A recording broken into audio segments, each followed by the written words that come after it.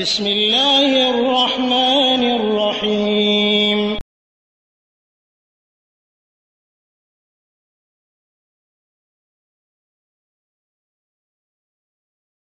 ওয়ালাইকুম আসসালাম রহমতুল্লাহ ওবরাকাতুহ।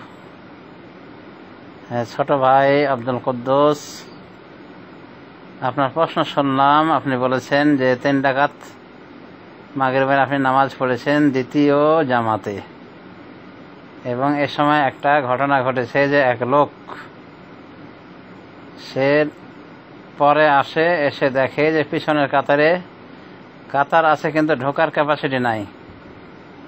পিছনে 2টো কাতার আছে ফাঁকা, কিন্তু ঢোকার ক্যাপাসিটি নাই সেখানে। তখন ওই লোকটি কি করেছে, ইমামের ডান সাইডে দাঁড়িয়ে নামাজ পড়েছে। তো এই লোকটির নামাজ শুদ্ধ হয়েছে কি হয়নি এ সম্পর্কে জানতে চেয়েছেন। উত্তর হলো আবিল্লাহি তৌফিক, আল্লাহর কাছে তৌফিক কামনা করি উত্তর দেওয়ার বিষয়ে। নামাজ ওই ব্যক্তির হয়ে গেছে, অসুবিধা না ইনশাআল্লাহ। আর যেহেতু সে পিছনে জায়গা পায়নি এবং সামনের কাতারও ফুল ছিল খুব সম্ভব, যা বুঝতে পারলাম, অতএব এই অবস্থায় সে তার সামর্থ্য যেটা কুলাইয়েছে সেটাই করেছে। আল্লাহ বলছেন ফাত্তাকুল্লাহ মাসতাতুম, তোমরা আল্লাহকে ভয় করো যথাসাধ্য, মানে যতটুকু পারো, যতটুকু সামর্থ্যে শক্তিতে কুলায়। সূরা আত-তাগাবুনের 16 নম্বর আয়াত। তো এই লোক যথাসাধ্য আল্লাহকে ভয় করেছে। নিয়ম হলো যে পিছনে কাতার থাকলে, পিছনে জায়গা থাকলে সে পিছনেই দাঁড়াবে, ইমামের পাশাপাশি দাঁড়াবে না। কারণ ইমামের পাশে তখনই দাঁড়াবে যখন একজন মুক্তাদি থাকে, তখন ডানে দাঁড়াবে। কিন্তু এই লোক কাতার দেখেছে কিন্তু কাতারে যাওয়ার ক্যাপাসিটি পায়নি, মানে ওটা ব্লক হয়েছিল খুব সম্ভব যে কোনো কারণে। ফলে পিছনে কাতার বাঁধার তার সুযোগ ছিল না, আর সামনের কাতারও ফুল ছিল। সে হিসেবে উনি ইমামের ডাইনে দাঁড়িয়েছেন। এতে আপত্তিকর কিছু নাই, নামাজ হয়ে যাবে ইনশাআল্লাহ। আর ডাইনে দাঁড়িয়ে নামাজ পড়ার নিয়মটা আমরা পাই কিন্তু বুখারী শরীফের হাদিসে, যেমন মারাদুল মাউতে রাসূলুল্লাহ সাল্লাল্লাহু আলাইহি ওয়াসাল্লাম যে অসুখে মারা গিয়েছেন, এই অসুখের ঘটনায় এসেছে যে রাসূলুল্লাহ সাল্লাল্লাহু আলাইহি ওয়াসাল্লাম একদা নিজেকে অনেকটা সুস্থতা ফিল করলে, মানে বুঝতে পারলে তিনি যান। ওই সময় আবু বকর রাদিয়াল্লাহু তাআলা আনহু তিনি ইমামতি করতেছিলেন। রাসূলুল্লাহ সাল্লাল্লাহু আলাইহি ওয়াসাল্লাম আবু বকরের পাশে গিয়ে দাঁড়ালেন, অথবা বাম পাশে গিয়ে দাঁড়ালেন। তার মানে এখন আবু বকর হয়ে গেলেন রাসূলুল্লাহ সাল্লাল্লাহু আলাইহি ওয়াসাল্লামের ডান পাশে। তো আল্লাহ রসুল সাল্লাল্লাহু আলাইহি ওয়াসাল্লাম তিনি ইমাম হয়ে গেলেন। তো ইমাম হয়ে গেলেন, এখন আবু বকর কিন্তু আগে ইমাম থাকলে এখন কিন্তু উনি মুক্তাদি।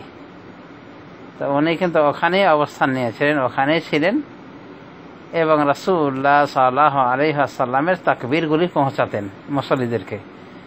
মানে অসুস্থ হওয়ার কারণে রাসূলুল্লাহ সাল্লাল্লাহু আলাইহি ওয়াসাল্লামের কণ্ঠটা দুর্বল হয়ে গিয়েছিল। সেই হিসাবে আবু বকর রাদিয়াল্লাহু আনহু রাসূলুল্লাহ সাল্লাল্লাহু আলাইহি ওয়াসাল্লামের মুকাব্বির হিসাবে কাজ করেছেন। এখনো আমরা দেখতে পাই বিভিন্ন মুসলিম সমাজে, যেখানে মাইকের কণ্ঠ ঠিক মতো পৌঁছে না, এরকম সম্ভাবনা থাকে, আশঙ্কা থাকে, তখন একজন মুকাব্বির নিয়োগ করা হয়ে থাকে।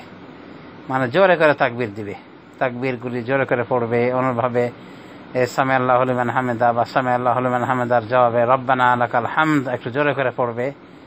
তো এই মুকাব্বির নিয়োগের দলিলটা খুব সম্ভব আবু বকর রাদিয়াল্লাহু আনহুর ঘটনা থেকে নেওয়া হয়েছে, যে রাসূলুল্লাহ সাল্লাল্লাহু আলাইহি ওয়াসাল্লামের তাকবীর শোনানোর দায়িত্ব আবু বকর রাদিয়াল্লাহু আনহু নিয়েছিলেন। এই যে বুখারী শরীফ হাদিস, এখান থেকে পাওয়া গেল যে আবু বকর রাদিয়াল্লাহু আনহু রাসূলুল্লাহ সাল্লাল্লাহু আলাইহি ওয়াসাল্লামের পাশেই দাঁড়িয়েছিলেন। যদিও উনি আগে ইমাম ছিলেন, কিন্তু এখন কিন্তু উনি মুক্তাদি। তো মুক্তাদি হয়ে রাসূল সাল্লাল্লাহু আলাইহি ওয়াসাল্লামের পিছনে উনি দাঁড়িয়েছিলেন, রাসূল সাল্লাল্লাহু আলাইহি ওয়াসাল্লাম পাশাপাশি নামাজে উনি ইক্তেদা করেছেন এভাবে, অথচ পিছনে মুসল্লিতে ভরা। তো খুব সম্ভব তারও এই পিছনের কাতারে জায়গা ছিল না বা এরকম ক্যাপাসিটি ছিল না, অনেক হাঁটাহাঁটি লাগতো। তারপরে রাসূল সাল্লাল্লাহু আলাইহি ওয়াসাল্লামের তাকবীরটা পৌঁছাতে তার কষ্ট হতো যদি তিনি একেবারে রাসূলুল্লাহ সাল্লাল্লাহু আলাইহি ওয়াসাল্লামের পাশে না থাকতেন। তো এসব কারণে আলা কুল্লি হাল উনি রাসূল সাল্লাল্লাহু আলাইহি ওয়াসাল্লামের পাশে থেকে নামাজ পড়েছেন, মানে ডান পাশে থেকে। তাহলে আমরা এখান থেকে একটা প্রমাণ পেয়ে গেলাম যে প্রয়োজনে ইমামের ডান পাশে লোক থাকতে পারে, যেমন আবু বকর রাদিয়াল্লাহু আনহু থেকে তিনি রাসূলুল্লাহ সাল্লাল্লাহু আলাইহি ওয়াসাল্লামের তাকবীর পৌঁছিয়েছেন। আর এখান থেকে আরেকটা প্রমাণ পাওয়া গেল যে এইভাবে কোনো যদি বিকল্প ব্যবস্থা না পাওয়া যায়, অর্থাৎ পরে আসা মুসল্লি জায়গা পাচ্ছে না, না কাতারে জায়গা পাচ্ছে, না পিছনে কাতার রয়েছে, তাহলে এমত অবস্থায় সে ইমামের পিছনে দাঁড়ালে, ইমামের সাথে দাঁড়ালে কোনো অসুবিধা নাই। অতএব প্রশ্নে উল্লেখিত ঘটনায় ওই যে লোকটি, আরবি লোকটি দাঁড়িয়েছে ইমামের পিছনে এবং এভাবে ইক্তেদা করে নামাজ আদায় করেছে, আশা করি তার নামাজের কোনো সমস্যা হয়নি, তার নামাজ আদায় হয়ে গেছে। ওয়া বিল্লাহি তৌফিক ওয়া সাল্লাল্লাহু আলা নবিয়িনা মুহাম্মদ ওয়া আলা আলিহি ওয়া সাহবিহি আজমাইন। আসসালামু আলাইকুম ওয়া রাহমাতুল্লাহ।